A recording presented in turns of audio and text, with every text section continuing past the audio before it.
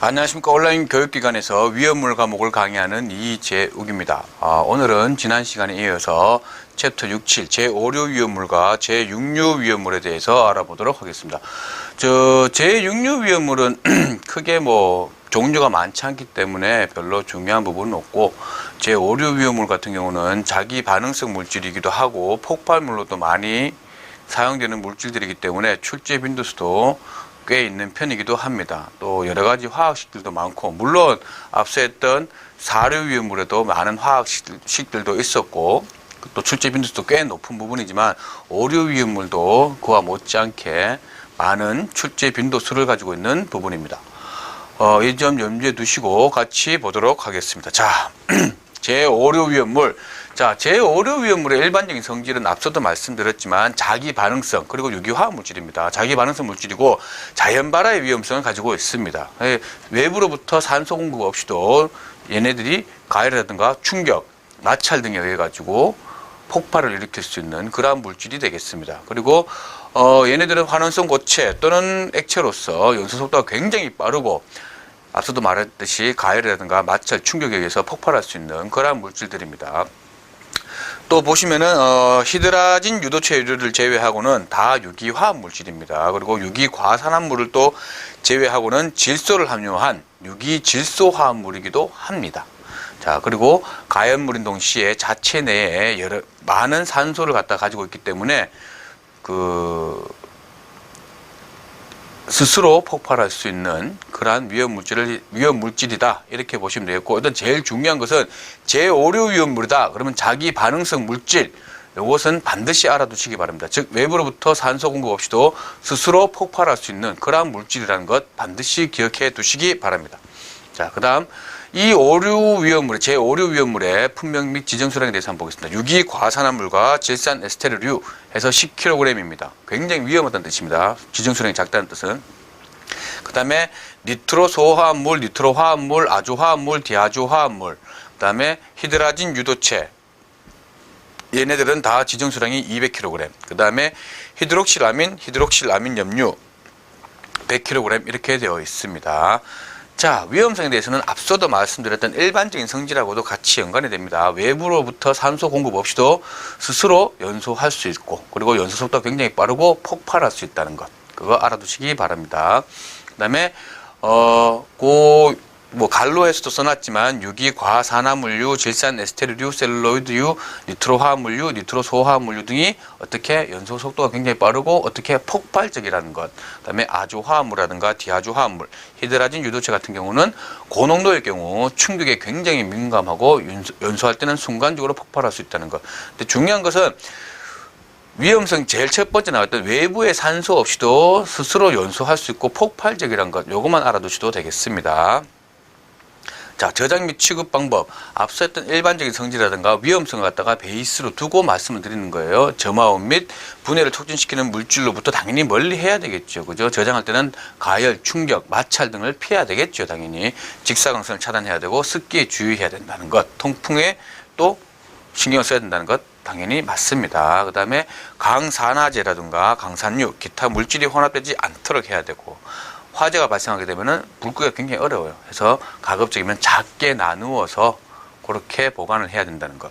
그리고 안정제 같은 것이 함유되어 있는 것은 안정제의 증발을 막고, 증발되어 있을 때는 당연히 즉각적으로 보충을 해야 되겠죠.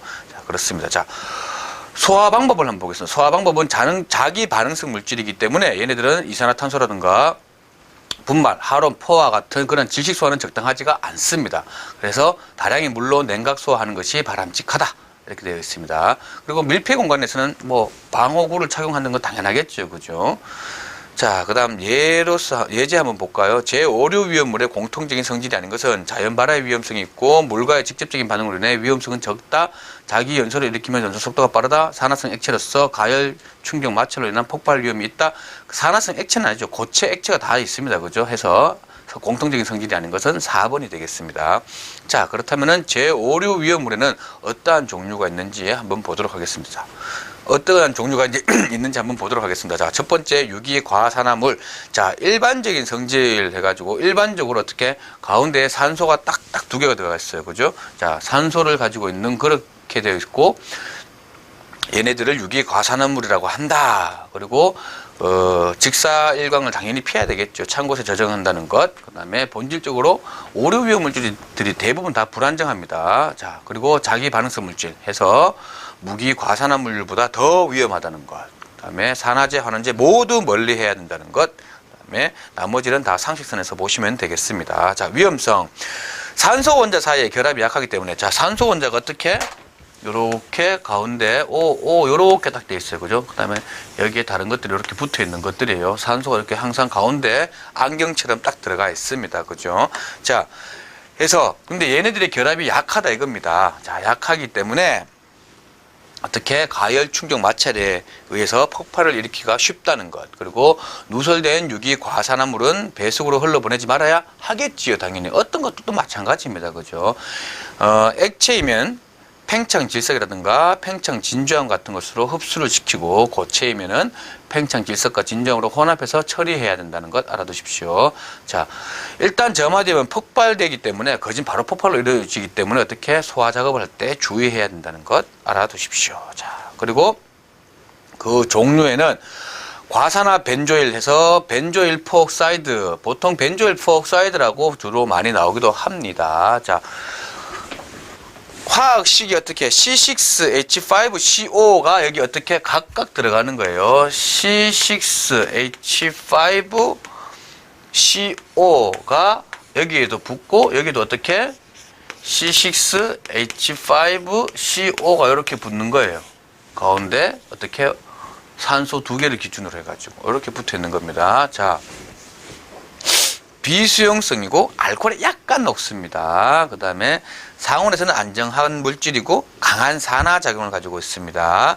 그래서 열, 빛, 충격, 마찰에 의해서 어떻게 폭발할 위험이 있다는 것.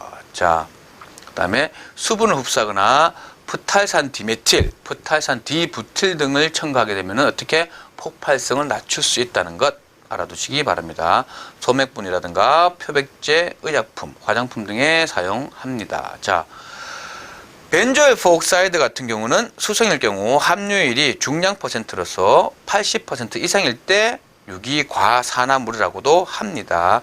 구조식 그냥 잠시만 봐두십시오. 근데 궁극적으로는 요 화학식, 즉 C6H5CO가 산소 안경을 기준으로 해서 2개가 탁탁 붙어 있다는 거, 요거 정도 알아두시면 좋겠습니다.